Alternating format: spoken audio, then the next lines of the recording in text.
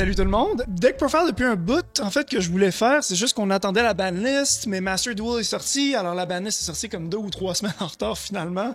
Puis je voulais faire ça même depuis avant 2022, c'est vraiment un deck que je traîne depuis environ, depuis Dawn of Majesty, qui est sorti en quoi, décembre? Ouais, c'est ça, genre novembre-décembre, j'ai vraiment bâti du jour au lendemain, vraiment cette deck list-là.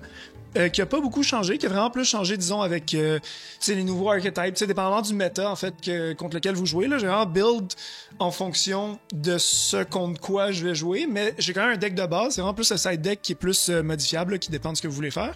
Mais je pense que je détiens quand même quelque chose d'intéressant, dans le sens que c'est pas un deck contre lequel le monde s'attend de jouer, mais c'est un deck super efficace, puis je pense les gens aiment chier sur le combo Overrodon et Kirsan Hulky Fibrax, mais je pense que ce deck-là, c'est vraiment celui qui en prend le plus avantage.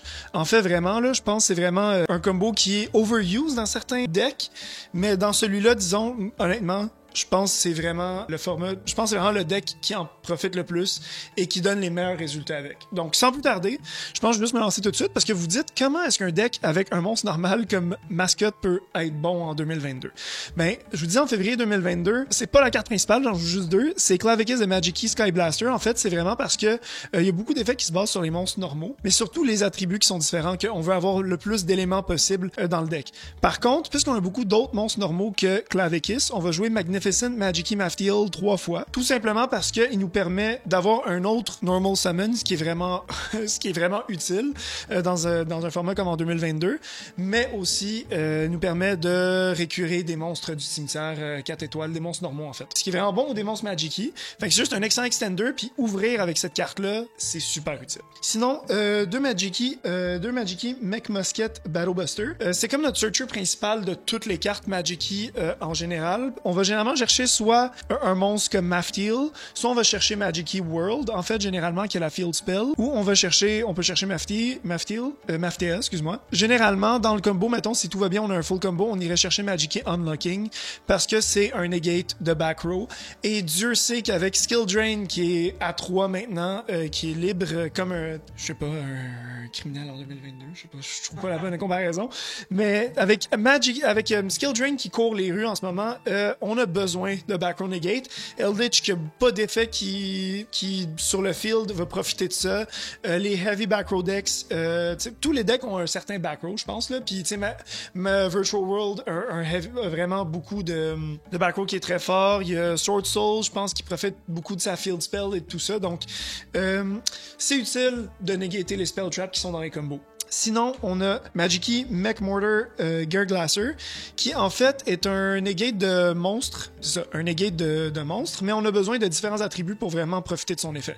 Sinon, il fonctionne pas. Sinon, évidemment, pour que le deck fonctionne, on a besoin de différents monstres vanilla, donc qui n'ont pas d'effet, desquels on va avoir besoin de leurs attributs différents. Donc, notre représentant de monstre terre, ça va être Angel Trumpeter.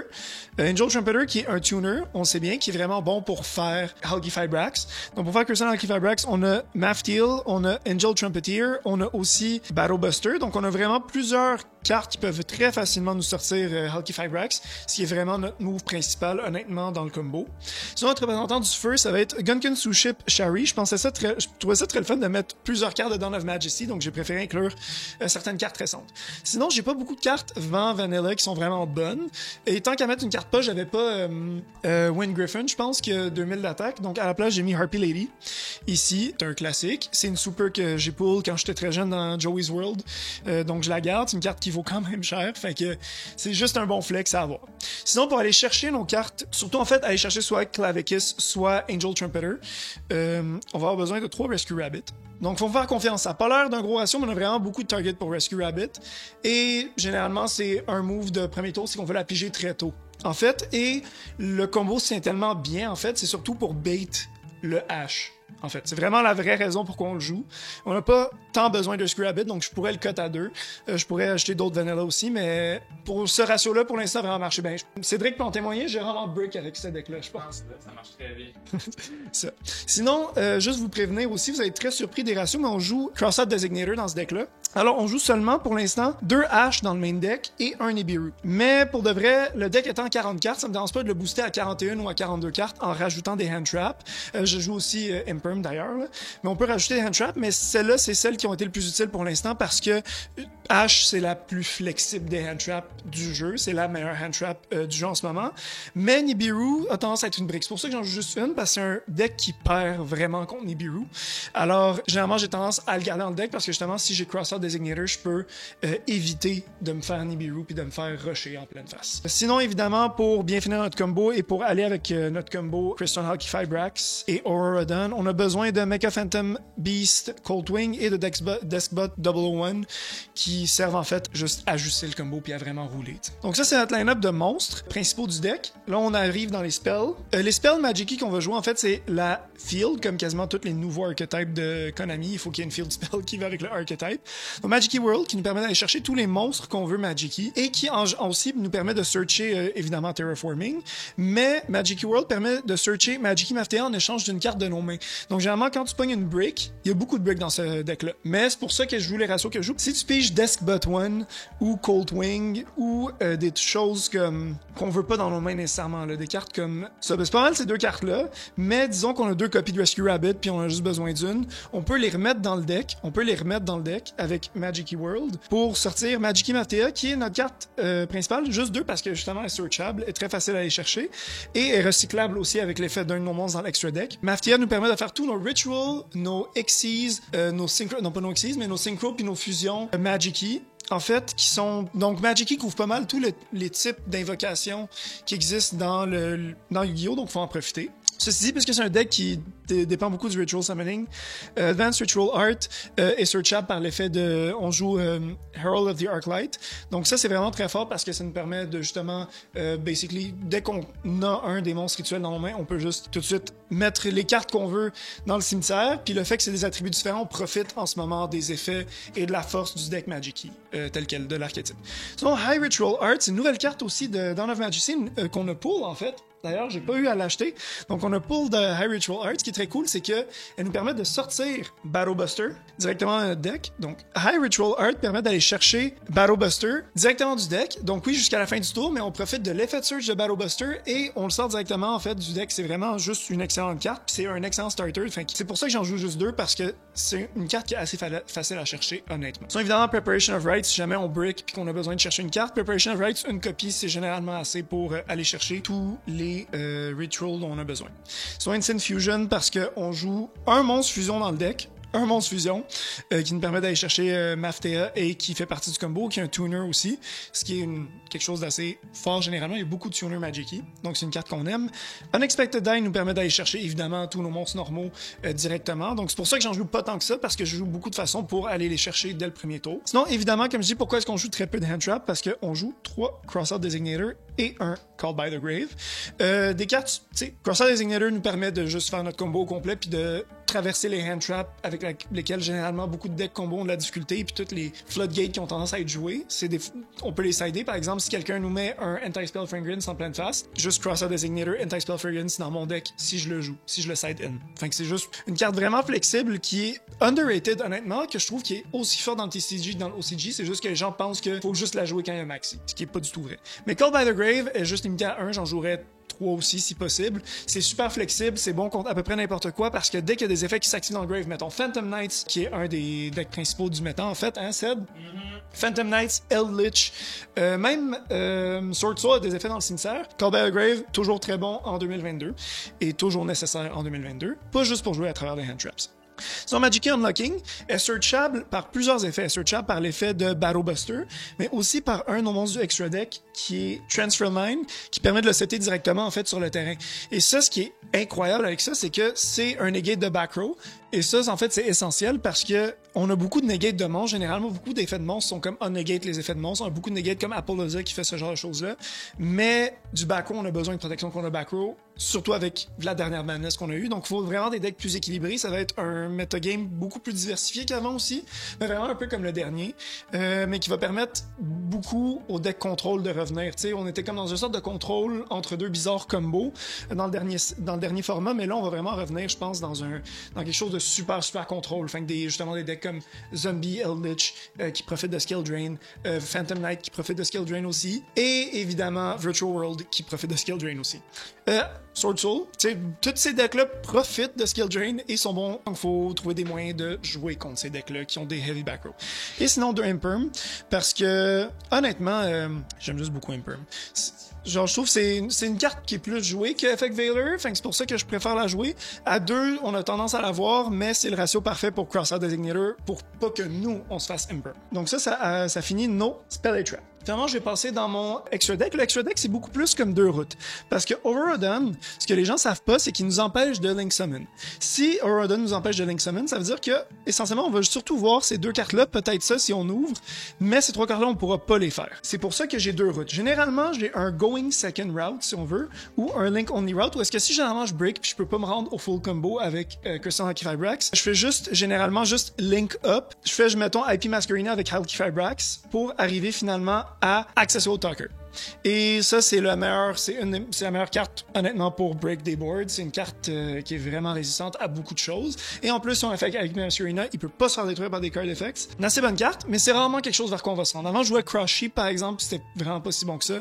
Alors, c'est pour ça que je préfère ce line-up-là. Pour nos monstres Link, alors, on va avoir Link Spider, parce qu'on joue des monstres normaux, puis ça permet de débloquer des mains. Par exemple, si t'as un monstre normal, tu mets Link Spider, tu rajoutes un de tes tuners comme Angel Trumpeter en bas, ou tu mets Clavicus, puis là, tu mets Maftiel, tu normal summon, t'as un tuner, tu peux faire Hulky Fibrax tout de suite, puis t'as des monstres. Ton combo est live, directement. Il est online, puis t'as pas besoin de te casser la tête. Donc, ça permet de décloguer des mains. C'est surtout un plan de... C'est surtout une valve de sortie, en fait. IP Masquerena, c'est juste une carte super versatile, permet, tu sais, Quick Effect. Faut faire attention, justement, parce que Phantom Knight, généralement, même s'ils jouent DPI, vont pouvoir maindecker des cartes comme Super Poly, à laquelle il faut faire attention, à laquelle IP Masquerena perd Hulky Fibrax et Overrodden, qui sont clairement nos 2 pièces maîtresses du combo. Donc, nécessaire à jouer. Apollousa, parce que j'hésite, parce que j'ai beaucoup de Link 4 que je joue. J'avais tendance à jouer Avermax aussi avant, là. Donc, Avermax, j'avais tendance à le jouer, parce que je l'aime beaucoup. Justement, parce que j'ai déjà beaucoup de Monster Negate dans ce extra deck-là. Si je veux, tu sais, Avermax, c'est juste vraiment bon pour justement, tu sais, tu go second, puis tu veux juste attaquer pour beaucoup d'attaques, puis tu basically burn ton adversaire, puis il est pas enlevable du terrain. Donc, c'est interchangeable. Ça dépend vraiment, c'est vraiment beaucoup plus ouvert à interprétation de ce qui peut être pris là. Mais pour l'instant, je gardais Apollousa parce que j'ai réalisé que c'était quand même utile contre les méga combo decks qui reviennent en force avec ce format-là qui est comme contrôle et combo en même temps. Access Code Talker, comme j'ai dit, parce que c'est probablement le meilleur Link et le meilleur boost pour n'importe quel deck qui peut se permettre de jouer des Links. C'est surtout en fin de game, là, si tu veux grind out ta game, tu fais Access Code Talker et tu fais juste briser le board de l'adversaire puis tu go for game, t'attaques pour game. Sinon, nos Link, on a Boral Sword, Savage Dragon, Borreload, Savage Dragon, excuse-moi. Cypherm Lord Omega, Borreload, Omni Negate. Cypherm Lord Omega permet juste de rip des cartes de la main de l'adversaire puis de bannir ce qu'on veut, puis c'est bon contre certains match-ups particulièrement. Transfer Mind parce que Going Second, ça permet d'attaquer 2 fois, ce qui permet de justement break des boards un peu comme Access Talker, et il va chercher directement Magic et Unlocking du deck pour le set. Fait que lui, mettons, il arrive sur le terrain puis boum, tu set Magic et Unlocking et t'as un negate de back row. Mais c'est pas ce que tu vas faire généralement Going First. Niveau 7, Clearing Fast Dragon, parce qu'on joue des Mecha Phantom Beast, c'est très facile à faire cette carte-là. C'est un autre Monster Negate, puis c'est un out à beaucoup de choses qui arrivent sur le terrain, comme Dragoon et comme DPI. Justement, si tu le chain au bon moment, c'est toujours ça l'affaire. Il faut tout le temps chain les choses au bon moment pour pas perdre contre ces cartes-là. FA Down Dragster, qui est le Apollousa des back row, qui a jusqu'à 4 Negate, je pense. 3 Negate. Il réduit son niveau, donc tu as 3 Negate de back row, mais évidemment, c'est once per turn, c'est juste ça le désavantage. Mais c'est une carte qui est de plus en plus jouée, je pense, dans tous les extra decks, dans tous les decks toolbox, même Virtual World a fini par jouer cette carte-là.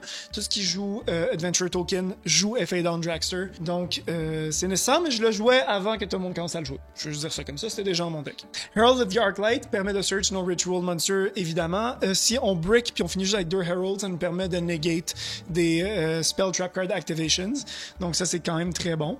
Et sinon, ouais, essentiellement, c'est surtout j'utilise pour X64 puis l'envoyer au grave comme material pour avoir son effet. C'est vraiment surtout ça pour qu'on l'utilise, et pour Synchro 8. Et il nous reste que 2 monstres, en fait. Il nous reste juste Magic Spirit de partout. C'est vraiment juste un combo piece vers lequel on va pour utiliser l'effet d'Arclight. Fait qu'on overlay pour niveau 4, puis on va chercher un autre monstre normal, puis on le fusionne pour faire Magic Beast Ancialo Bolas. Ce qui est un tuner, encore une fois, ce qui est vraiment utile, ce qui est vraiment fort, nous permet d'aller recycler le Magic Maftia qu'on va généralement utiliser pour faire ça. Donc c'est vraiment un combo. Tu fais ça, tu mets un autre monstre Magic, tu fusionnes, tu fais Magic Beast Ancialo Bolas, et à partir de là, c'est un tuner, donc tu peux faire Boral, Savage Dragon, FA Down Dragster, ce que tu veux.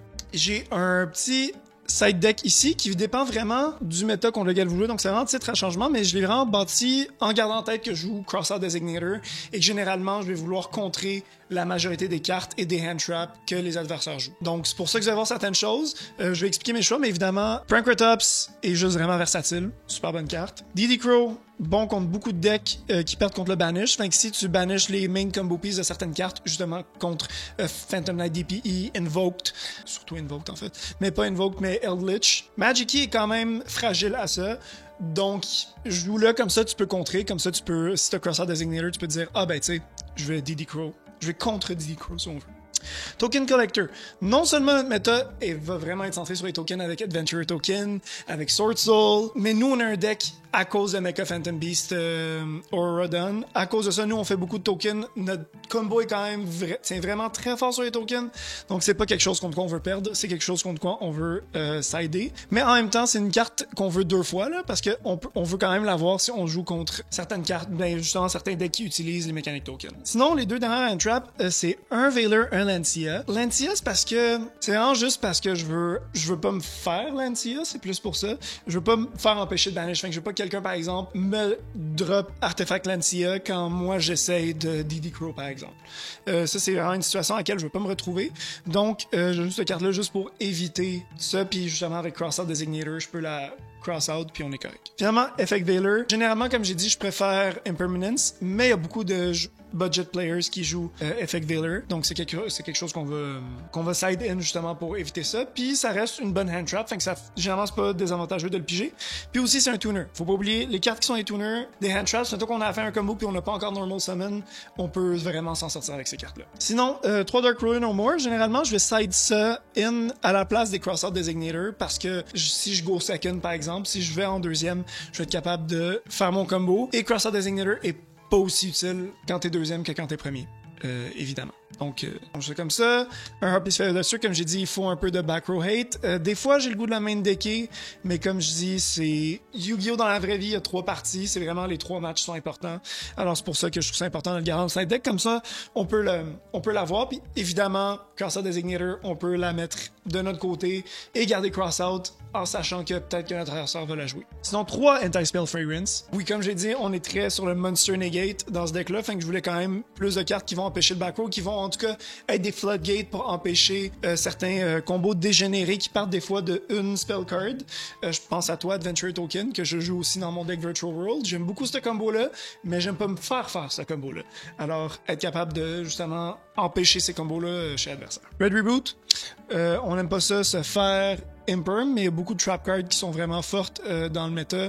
Les trap cards, autant justement PK qui en joue, puis Eldritch. Donc ça, on va être capable d'avoir ça dans notre arsenal à tout moment pour la jouer, pour negate et continuer à faire nos plays, et des fois empêcher des plays cruciales de la part de l'adversaire qui se basent sur certaines trap cards. Donc Red Reboot est toujours utile. Dans le fond, tout ce que je vous ai montré est titre à changement, tout simplement parce que ça dépend du méta contre qui vous jouez, ça dépend des decks auxquels vous faites face. C'est juste que moi, je suis allé de façon plus générale avec les decks que moi je vois autour de moi, mais aussi dans le méta généralement. Mais ça se peut que dans votre magasin de cartes, les gens jouent juste genre Mega Rock, OTK pour une raison X. Fait que ces sidecards-là sont pas aussi bonnes avec ça, ou ils jouent des decks combo, genre il y a des gens qui topent encore avec Dragon Lynx par exemple. Ce qui arrive. Donc juste pour vous donner une idée, en fait, c'est quoi le board principal? Le main combo, idéalement, c'est qu'on commence avec Rescue Rabbit ou une façon d'avoir Crystal Hulky Fibrax sur le terrain. Donc comme je dis, on passe par là. Puis à partir de là, on va faire évidemment Aurora Dawn, que je vais placer ici. Et comme je dis, le board final, pour vous donner une idée, parce que là, j'ai pas l'énergie de faire le combo complet devant vous, mais pour vous donner une idée à quoi ressemble, mettons, le combo principal, vous passez à travers beaucoup de votre extra deck. Généralement, vous avez un de vos synchro 8, au niveau 8, avec Crystal Hulky Fibrax. Donc, c'est équipé. Donc là, par exemple, il y a Borreload équipé avec Crystron Hulky Fibrax qui a ses 2 Omni Negate. Donc, généralement, c'est vers ça qu'on va graviter. Mais à la place de Borreload Savage Dragon, ça peut autant être Transfer Mind si vous êtes deuxième, Cypher Lord Omega. Donc, ça, c'est sûr que vous avez ça sur le terrain. Généralement, ça dépend vraiment, mais le niveau 7, sur le terrain, on a le choix. On a soit le choix entre Clearwing Fast Dragon, qu'on peut faire, ou Effet Dawn Dragster. Honnêtement, j'ai le réflexe de faire Clearwing Fast Dragon à cause de la restriction qui doit être fait avec des monstres vent, des monstres wind. Mais j'ai tendance à graviter vers F.A. Dawndraxer puis un bout à cause de son negate de Spell Trap. Donc, on finit avec ça sur le terrain. La carte de main deck, en fait, qui se retrouve, notre Monster Effect Negate aussi, qui est très fort du main deck.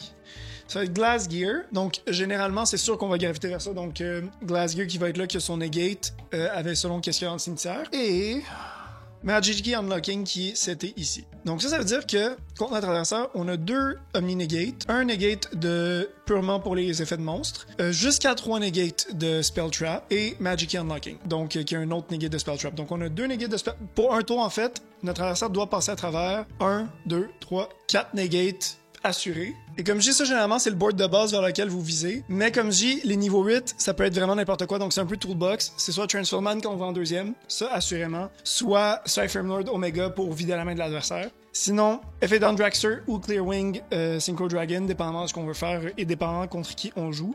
Mais honnêtement, notre format, ce serait bon de mettre F.A. Dawndraxer. Puis aussi, c'est un monstre qui a 2000 de défense, 2800 de défense. C'est quelque chose qui réagit très bien à Lightning Storm, mais en même temps, F.A. Dawndraxer peut negate Lightning Storm. En tout cas. Mais, ceci dit, ça ressemble à ça le board. Honnêtement, c'est assez puissant, c'est assez consistent comme deck. Et vous savez, honnêtement, je pense que les gens sont surpris quand ils voient jouer ça parce qu'ils pensent qu'avec un H, tu peux jouer au travers. Mais honnêtement, je me suis déjà fait Nibiru et j'ai continué à combo jusqu'à ce que j'ai un board environ similaire à ça. Donc, je me suis déjà fait Nibiru.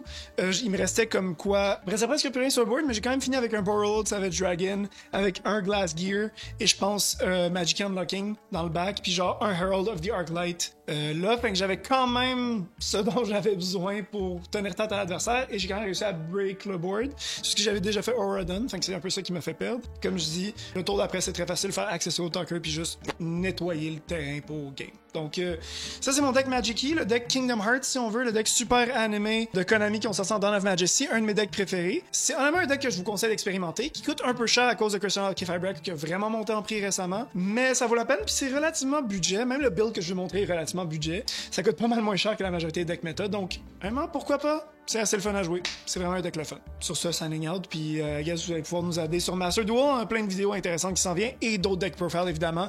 Je suis en train encore de retravailler et de retoucher mon Virtual World juste pour vous. Alors c'est ça, on va pouvoir passer à l'outro.